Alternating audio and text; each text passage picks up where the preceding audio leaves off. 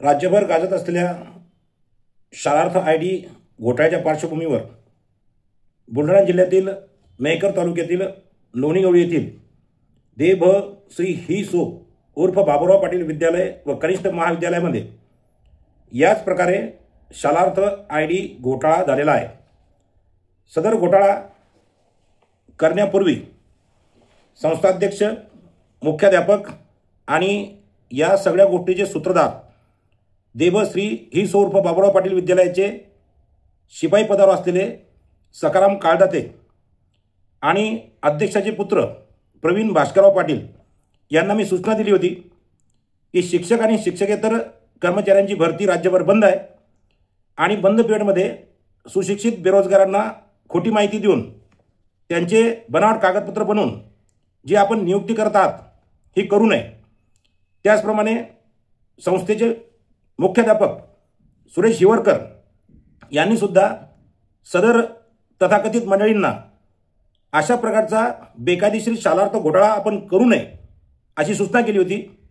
तब्बल 4 महिने सुरेश हिवरकर यांनी आपला आयडी आणि पासवर्ड या लोकांना देऊ केला नाही। 4 महिने ह्या बेकायदेशीर नियुक्त्या थांबवून ठेवण्याचा अयशस्वी प्रयत्न त्यांनी केला, परंतु संस्थेचे अध्यक्ष भास्करराव श्रीपतराव पाटील त्याचबरोबर त्यांचे पुत्र प्रवीण भास्करराव पाटील आणि संस्थेचे शिपाई पदावर कार्यरत असलेले सखाराम शंकर काळदाते यांनी शिवकन्या रामदास पद्मने तसेच A.G.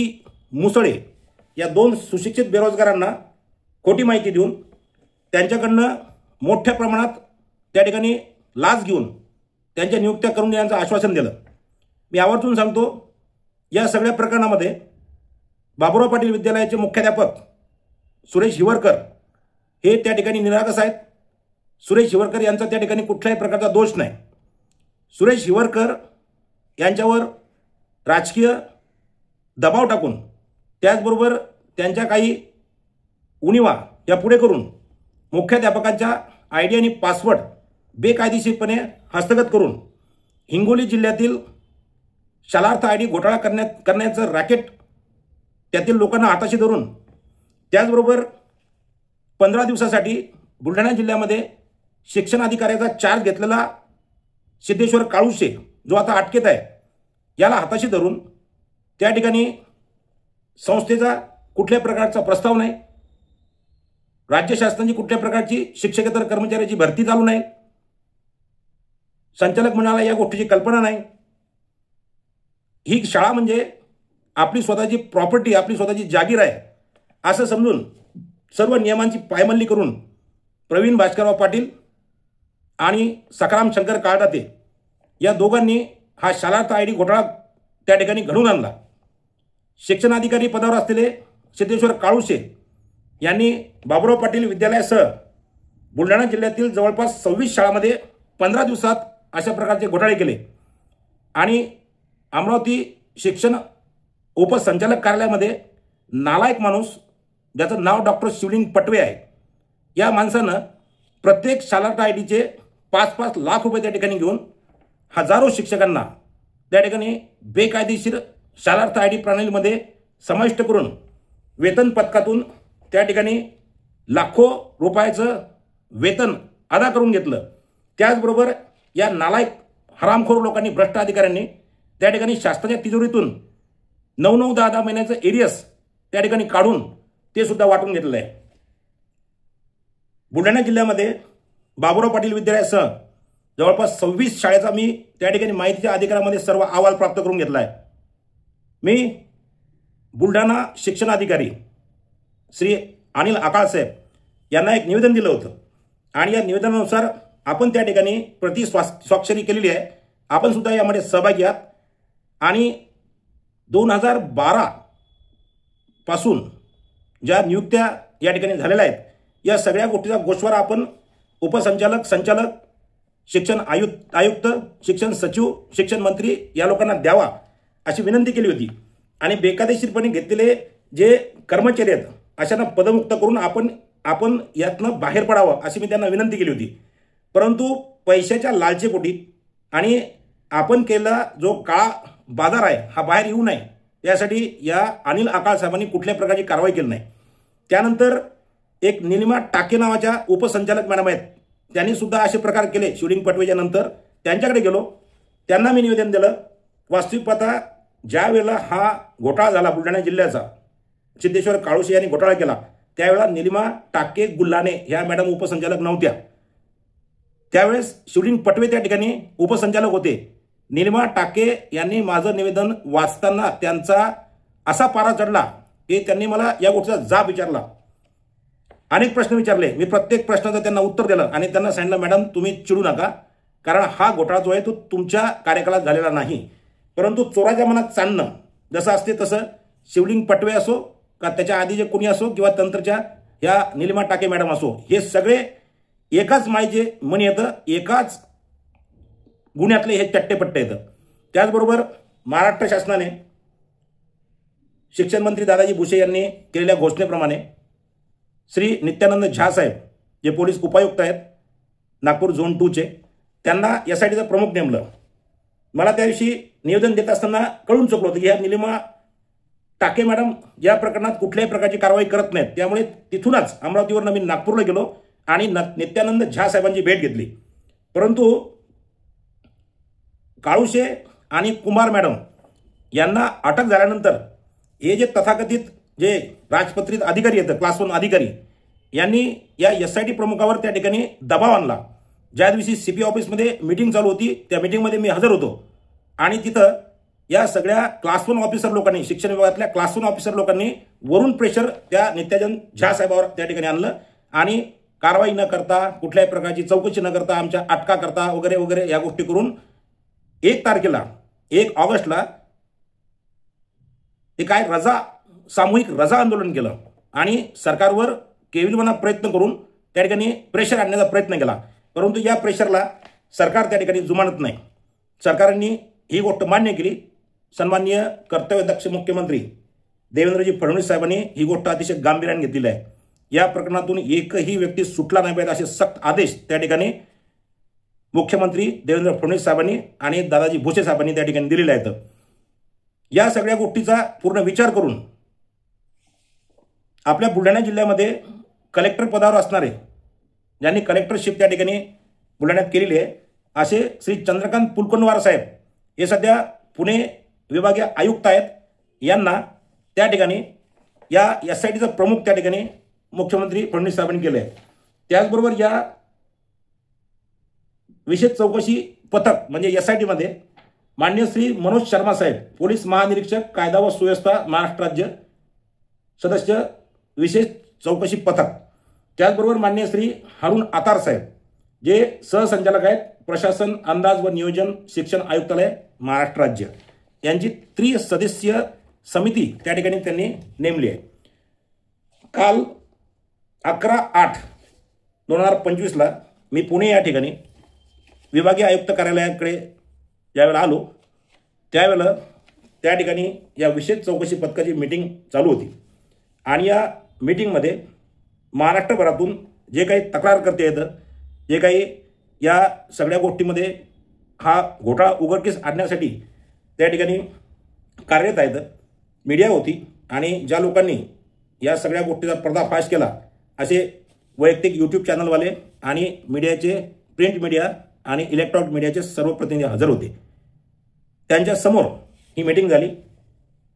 या मीटिंगमध्ये 4.5 लाख शिक्षक जे बेकायदेशीरपणे संस्थाचालक, काही हे आमच्या सकाराम काळातेसारखे एजंट आणि शिक्षणाधिकारी, उपसंचालक आणि या सगळ्या गोष्टीला मंत्रालयातून, संचालक कार्यालयातून, मुख्य संचालक कार्यालयातून सपोर्ट करणारे जेवढेही लोक होते, या लोकांना आणि 4.5 लाख शिक्षकांना घरी पाठवायचं काम पडलं तरीही चालेल, पण निष्पक्षपणे, पारदर्शकपणे ही चौकशी करायची आणि तशा प्रकारचं काम करण्याचे आदेश मान्य श्री चंद्रकांत पुलकुंडवार साहेब यांनी दिले.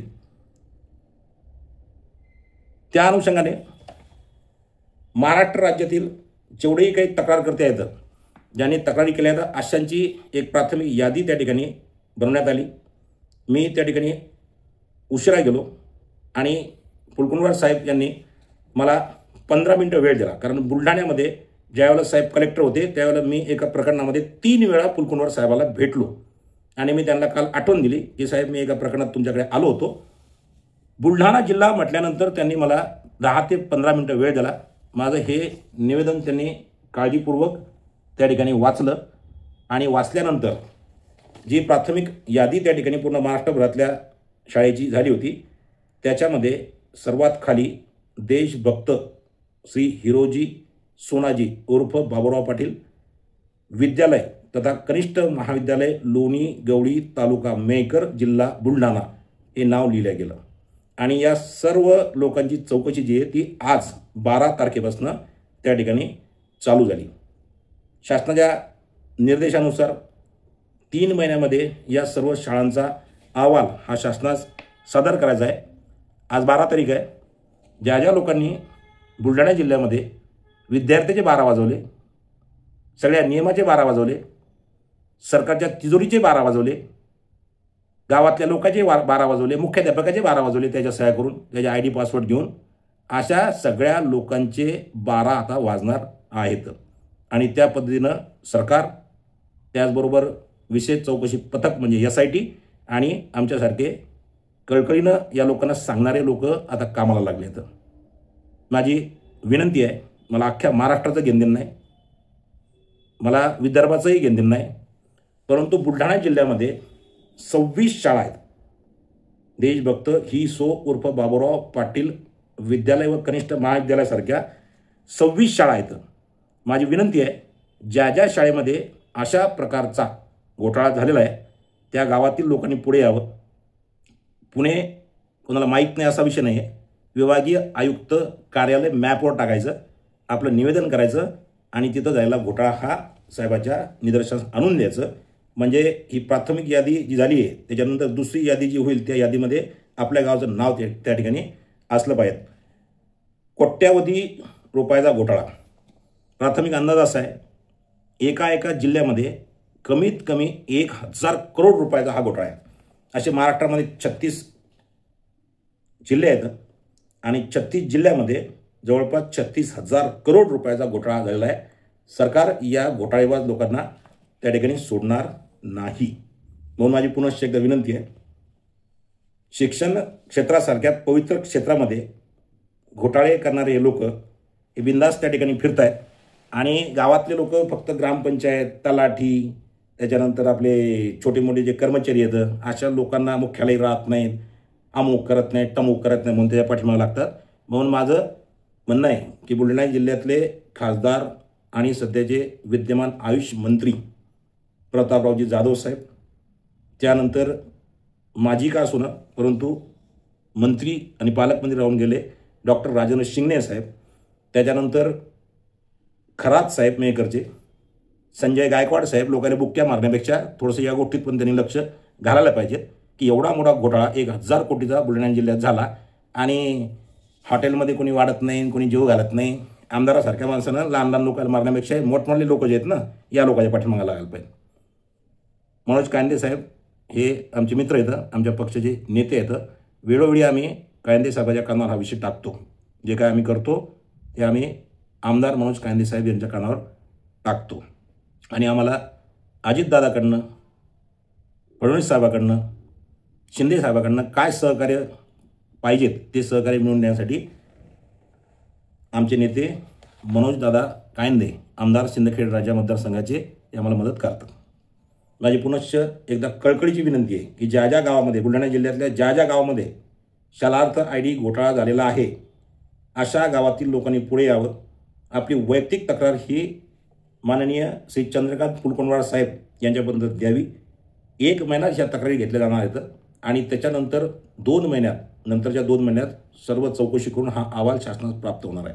यामध्ये जे काही बेकायदेशीर शिक्षक शिक्षकेतर आहेत हे लोक घरी जाणार आहेत, याच्यामध्ये कुठलीही शंका नाही. काळ्या दगडावरची पांढरी रेघ, हे लोक घरी जाणार आहेत. आणि या लोकांनी या हरामखोर एजंट लोकांना, संस्था चालकांना जे पैसे दिले आहेत 32, 35, 37, 40 लाखापर्यंत पैसे दिले तर या लोकांना घरी जाऊन सांगा की आम्ही घरी जाणार आहे, आमच्या पैशाची व्यवस्था त्या ठिकाणी करा. कारण ज्यांनी ज्यांनी पगार उचलला त्यांच्यावर रिकव्हरी निघणार. जेवढा पगार आणि एरियस त्या लोकांनी घेतलं सांगता येत नाही, त्याच्यावर व्याजही लागू शकते, त्याच्यावर दंडही ठोकला जाऊ शकते, या लोकांना कारावासही होऊ शकते. डेफिनेटली कारावास होऊ शकते. संस्थाचालक जे सहकारी संस्थेंना स्वतःची जागीर समजतात, स्वतःच्या बापाची प्रॉपर्टी समजतात, या लोकांना सुद्धा या ठिकाणी एक चपराक बसणार आहे. हे लोक आज जाणार आहेत. एवढं मी सांगतो. ज्या गावामध्ये असं वाटेल की 2012पासून किंवा 2020पासून पुढे नियुक्ती झालेली आहे, जे लोक शाळेत नसताना अचानकच शाळेत प्रकट झालेले आहेत बरं का, तर अशा शाळेतल्या त्या गावातल्या लोकांनी त्या ठिकाणी तक्रार करावी. माझ्याकडे जवळपास माझ्या गावच्या शाळेच्या व्यतिरिक्त 25 संस्थेच्या माहितीच्या अधिकारामधली माहिती आहे. फक्त मला लोणीगवळीच्या माझ्या संस्थेच्या व्यतिरिक्त दुसऱ्या कुठल्याही संस्थेमध्ये कुठल्याही प्रकारचं स्वारस्य नाही.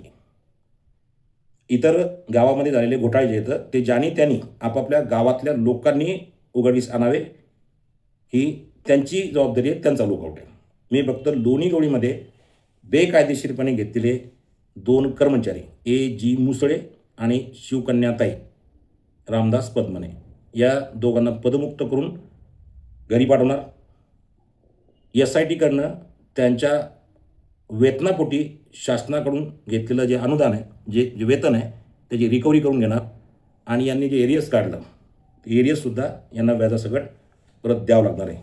आणि या सगळ्या घोटाळ्यामध्ये जे कोणी दोषी असतील, जे कोणी एजंटशिप करत असतील आणि लाखो करोडो रुपयाचा अपार त्या ठिकाणी करून शासनाच्या तिजोरीला चुना लावत असतील, अशा लोकांना शासनामार्फत SIT मार्फत कठोरात कठोर शिक्षा त्या ठिकाणी करवून घेणार आहे. जर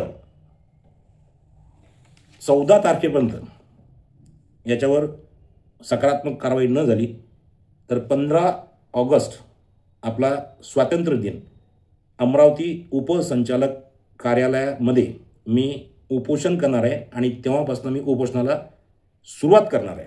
जोपर्यंत या लोकांवर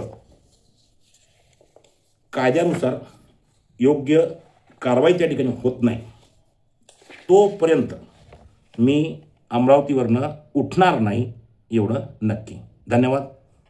सर्वांना 15 ऑगस्ट स्वातंत्र्य दिनाच्या शुभेच्छा.